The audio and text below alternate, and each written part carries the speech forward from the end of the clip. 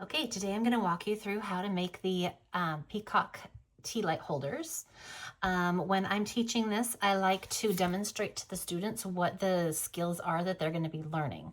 This is a second grade project, so we are going to be doing a pinch pot, which hopefully most of them have done in kindergarten. We're going to be cutting out we are going to be doing a pinch pot, which hopefully most of them have done in kindergarten. We're going to be cutting out a slab, the tail feathers out of a slab, which they did in first grade with the hand bowls. And then the new skill this year is rolling a coil, which are actually going to use extra bit from the tail. When I'm teaching this, I like to show them really quickly how to do each thing. So the pinch pot, just briefly review. You put your thumb through and make a thumb lollipop. And then they get out their quacker and they just start pinching and pulling. You want that nice and flat. There is a pinch pot tutorial that I have on this channel as well, so you can refer to that. So just briefly demonstrate that to get the quacker. Then quickly move on to the next thing that you want to teach them, because you have their attention. They don't have their clay balls yet. So this is just a quick demonstration for them to refresh their skills. So when you go to use the clay cutter, remind them that you want to keep it straight up and down when you go to do the cutting.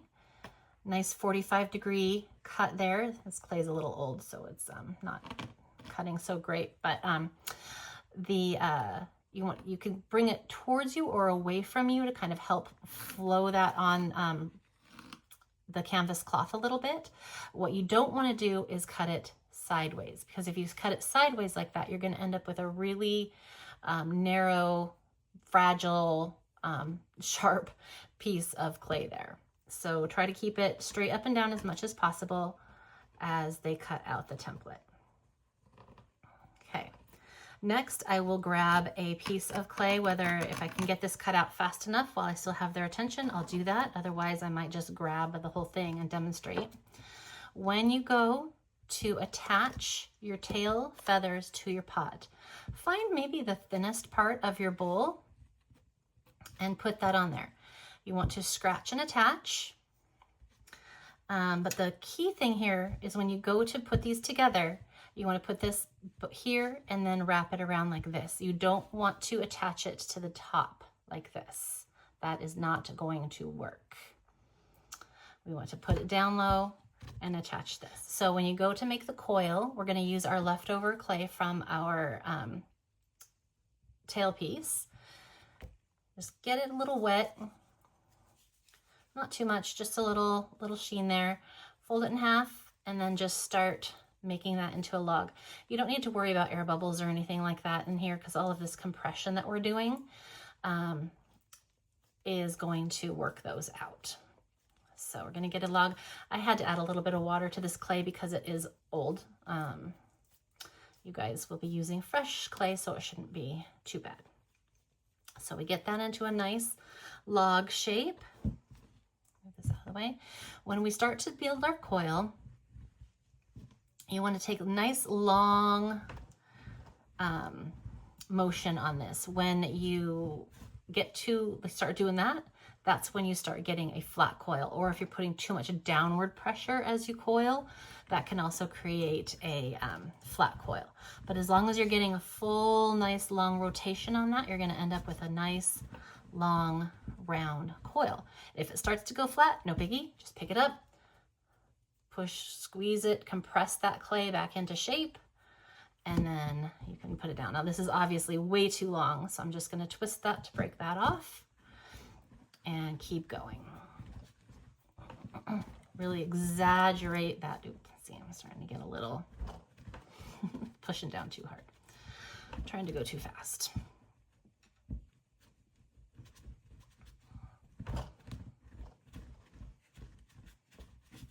Okay, if they ask for help or if they see somebody needing some help, please feel free to offer it.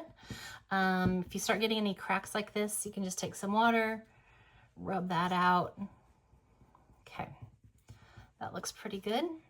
So now I have my coil, my tailpiece, and my bowl. I'm going to scratch and attach. I'm going to decide where on here I want to place my tail.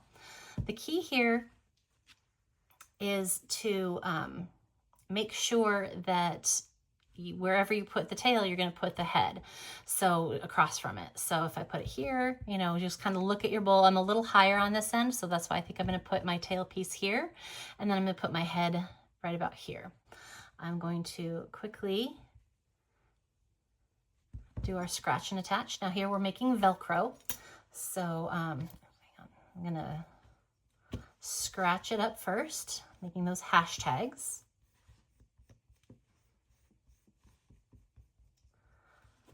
See all that clay bits and pieces? That's the good stuff. That's what we want. So I wanted it right there. Now, the thing here to remember is water is the most important ingredient for attaching clay. You can attach clay without doing the scratching. You cannot attach clay without adding water. So I'm going to get some water. I'm going to gently tap that water in, trying not to knock down that texture that I made too much. And it's just going to create a clay slurry. That slurry is called slip, and that is actually our clay glue. That's what's going to hold everything together.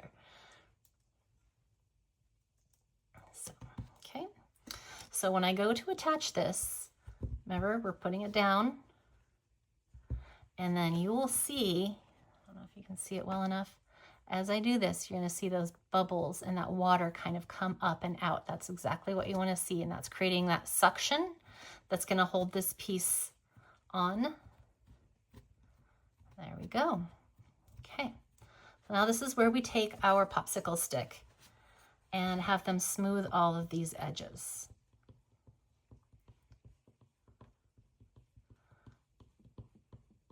Okay.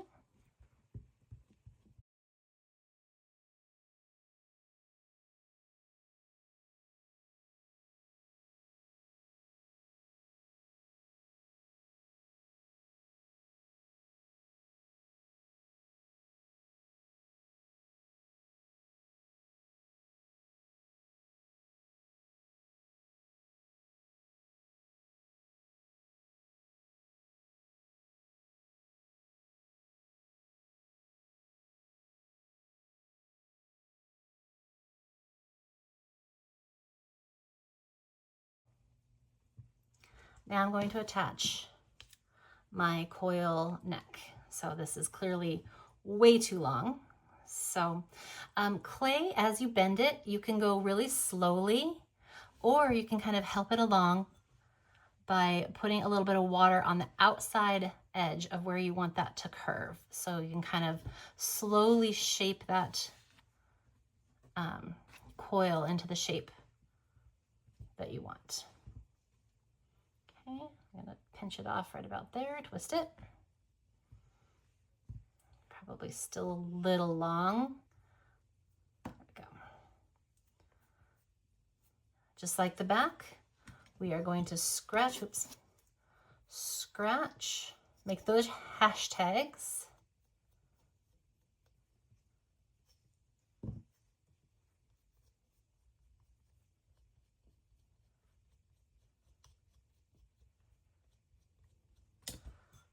Tap that water in gently.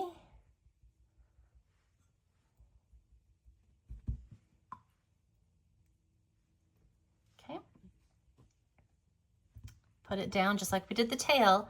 You want to put this down like that. You do not want to put that on top. That's not going to stay.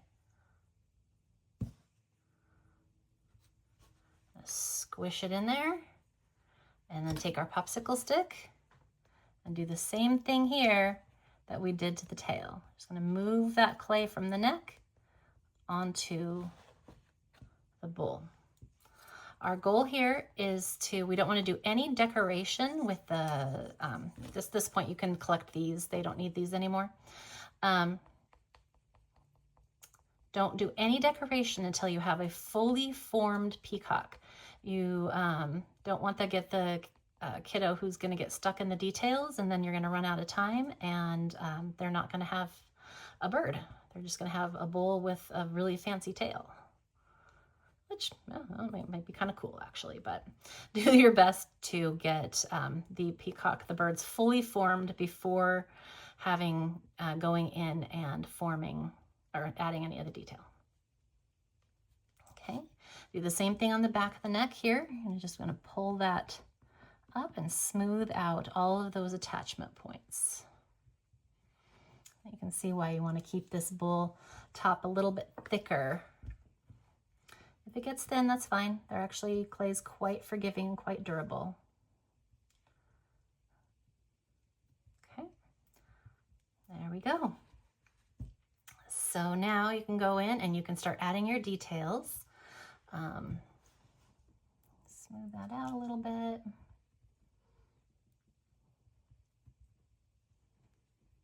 Okay, to add our details, you can put it down like this, or they can kind of do it this way too. But we have our marker caps you can use to just use as a stamp and make those eyes that we see on peacocks. I'll just gently press that in.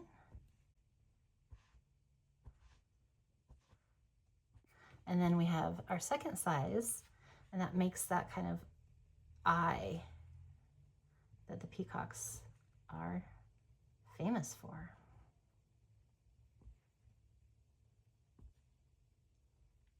Okay, you can use your popsicle stick. I don't have an actual popsicle stick, but it works really well for imprinting straight lines for the feather, the stalks of the feather.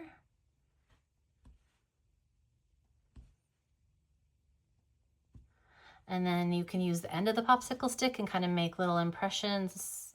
Actually, I'll probably go up like that. They can draw them in. They can draw them in with their stylus.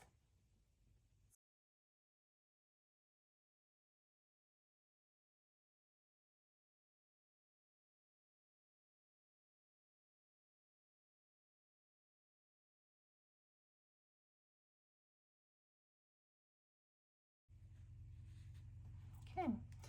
You can use the marker cap to make feather marks on the front if they'd like to get fancy.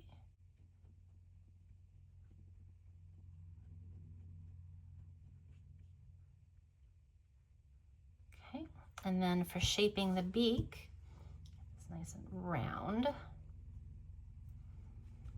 Just take the head, just kind of pinch back and forth like that until you get the shape that you like. And then we can use the blunt end of this stick and pop in 2 little eyes. All right, let's talk a little bit about problem solving. A lot of times the necks will get very droopy. There's 2 ways you can deal with this. One is when it's time to put them in the box, you can get a paper towel, and especially the school paper towels, the brown ones, are very stiff. You can just crunch up a paper towel and put it under its neck once you've got it in the box. And then I would recommend doing this on all peacocks, just because this front piece, just clay in general, will slump a little bit before it dries up firm enough. The other thing you can do is take some of this extra clay. If it's really struggling, you can take some of this extra clay and make a little stand. Remember what I said about as long as you don't use water, the clay's not going to stick. You can literally just make a little stand, and then again I'd put it in the box that we use, and then I would come in here and then I would make a little base and just gently place that head on there, and that is going to give you a nice stable base to hold that head until the peacock gets enough stiffness that it won't slump anymore as it dries. If this has gotten too thin, you can, if you want to add a little bit of clay to a side or something like that, you can, as long as you use water and do a little bit of scratching and attaching. So let's say this got way too thin, you can come in here, you can scratch, water, and then bolster that side up like that for the most part. And then the sides can get pretty darn thin without having to worry about something like that. But if they have done something like that, just gotten it way too thin, that is possible. Just try to be there to help them with it. That's it. That is how to make a peacock.